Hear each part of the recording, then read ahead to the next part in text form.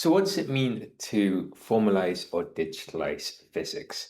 What it means is to write physics definitions, theorems, and proofs of theorems into a special type of programming language called an interactive theorem prover.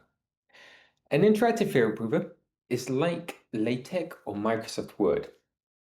And when you look at it, you have the sorts of same structures that you might have in like a maths or a physics paper. The difference is that interactive theorem prover, in the same way that Microsoft Word will give you a squiggly line if you've made a spelling mistake, an interactive theorem prover will give you a squiggly line if you've made a maths mistake. This means that if your equation is wrong, if you're equating two things that just can't be equated, if your proof does not make sense, it will give you an error. It won't compile, and it won't let you, certify that as a formalized or as a proof of a theorem or as a statement of a theorem or as a definition. So in this way, you can write theorems from physics and definitions from physics into an interactive theorem prover, and you can be sure of their mathematical correctness. Not only that, interactive theorem provers have lots of special tactics that make it easy to prove things in them, that make it easy to automate parts of proofs that you'd otherwise have to do by hand. And that's what it means to formalize or to digitalize a result from physics into into a computer or into an interactive theorem prover. So I specifically work in an interactive theorem prover called Lean. And the reason I work in this interactive theorem prover is that there is a big library for formalized results in mathematics called Mathlib.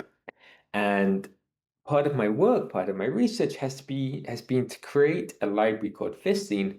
And the aim of PhysLean is basically to be Mathlib, but for physics. And that is to digitalize results or formalize results from physics into the interactive theorem prover Lean 4. And there's a reason that you want a sort of repository like PhysLean, and that's because you can interconnect theories with one another. So if you have like a theory in condensed matter physics, you can connect that with a theory in electromagnetism without having to worry about importing important different libraries and things like that. And it also means that things are kept up to date. So this is what the project PhysLean is. It's basically a big repository, big library for results from physics formalized into the interactive theorem prover, Lean 4.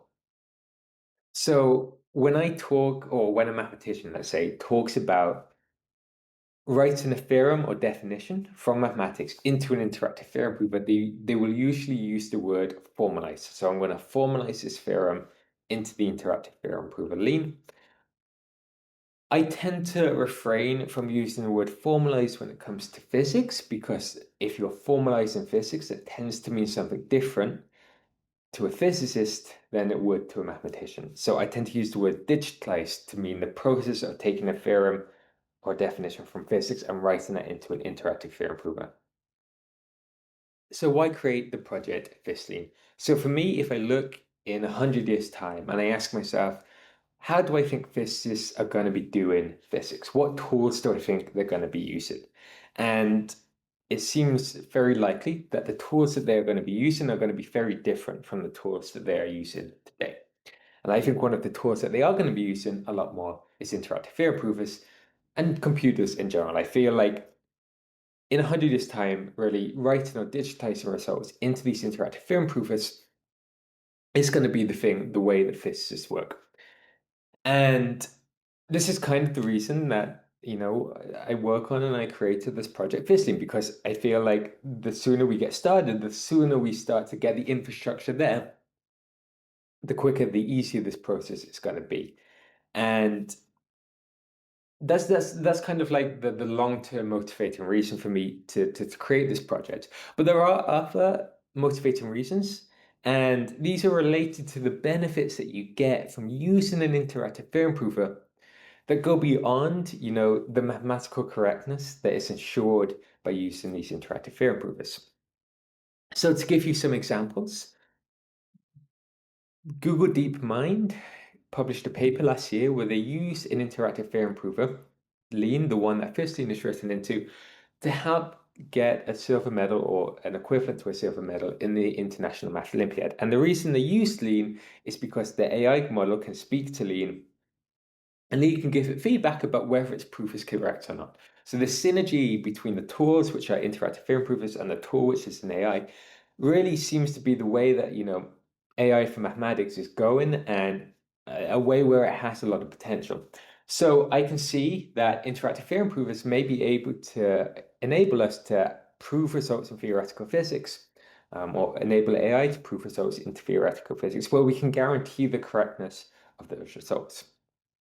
But beyond that, the fact that you've written definitions and theorems into an interactive theorem prover gives you a lot of structure there that you get, which is a lot more than you have, for example, in LaTeX. So when you write down a definition in LaTeX, LaTeX doesn't know what the things you've written down are. It doesn't know that character A is meant to be a real number, for example. Lean does. So it knows what all of the objects are. It knows what the mathematical constructions are. And this allows you to do a lot more things with it than you can in LaTeX. And it allows you to present the information in a lot better way. It allows you to search for results based not on notation, but on, the structure of the equation, or, kind of what the equation means. What sort of objects does that equation contain?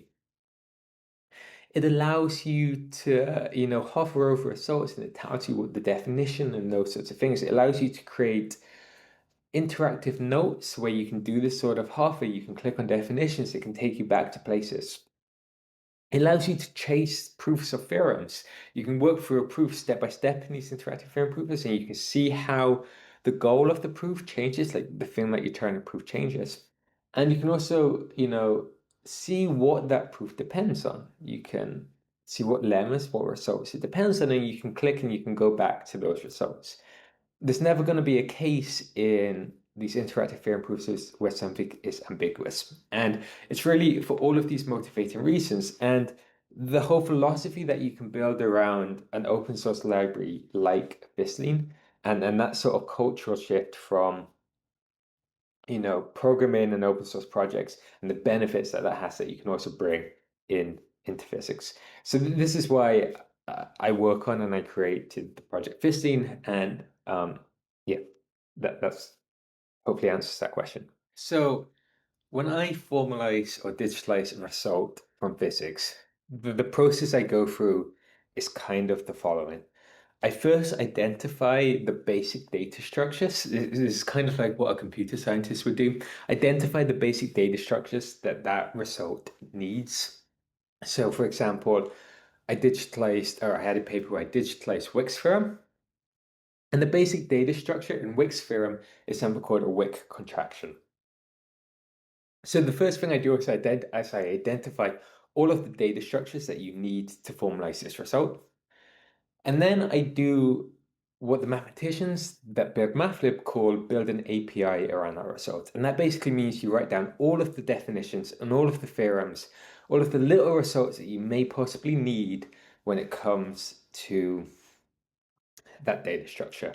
And this allows you to structure the file and the directory and the formalization in a very nice way, where you've got this data structure and you've got a file of results related to that data structure. And then if somebody wants to use that data structure in the future, all of those little results that are annoying to prove have already been proved, and it's a lot easier to do.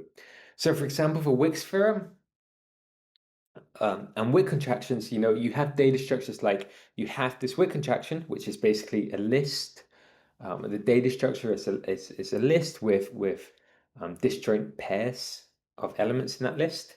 And, there are certain things you can do with that list. You can add an element to that list, or add a field to that list, add a contraction to that list, take a contraction away, split the list into two parts, join the lists together. So all of these sorts of constructions, these sorts of lemmas that are related to these constructions, building this API around that and then going slowly towards proving the theorem is the way that I end up end up going around a lot of these digitalizations and formalizations. And it's kind of the way that the mathematicians would do that in MATLAB. And it kind of replicates the sorts of things that you'll see in a programming language, in in a library for a programming language. So how can people get involved in the project PhysLean? There are a number of ways to get involved. The easiest, if you have no background in Lean whatsoever, is to write what we call informal definitions and informal results. So these are basically definitions and lemmas written into the Lean files, but they're in English. There are strings rather than as formalized code. And the idea here is that you can write these without necessarily, knowing Lean or learning about the formalizations or downloading Lean. And this is great if you have a physics background. And the idea here is that you would take a theory or you take a paper and you split that into small definitions and lemmas that are akin to those that you would want to formalize in the end. You kind of do this kind of like API, build an API around the results using these informal definitions and lemmas, and then hopefully somebody can come along later and try and formalize those.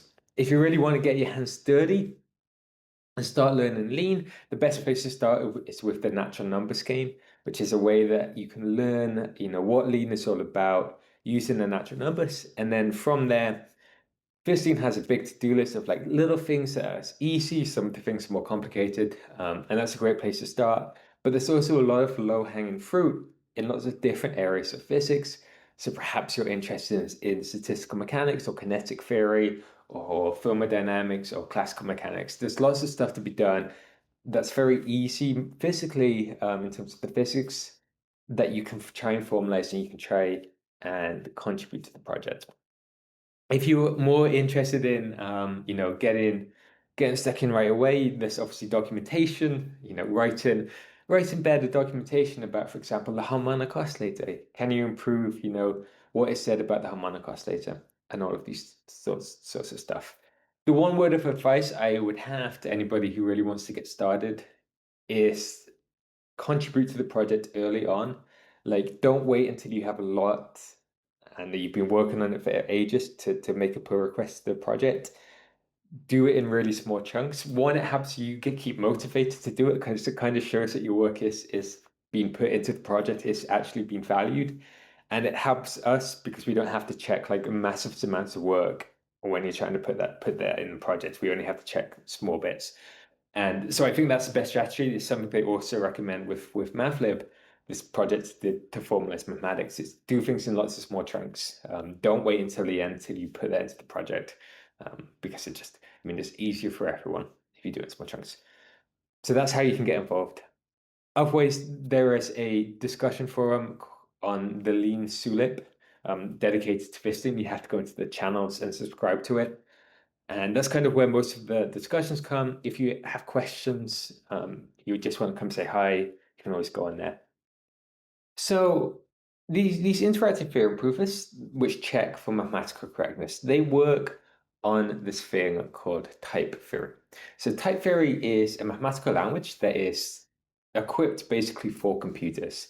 And it allows you to write down definitions and theorems using this mathematical foundation of type theory. So what is a type? A type is something like a set. So it is a object and that object has elements.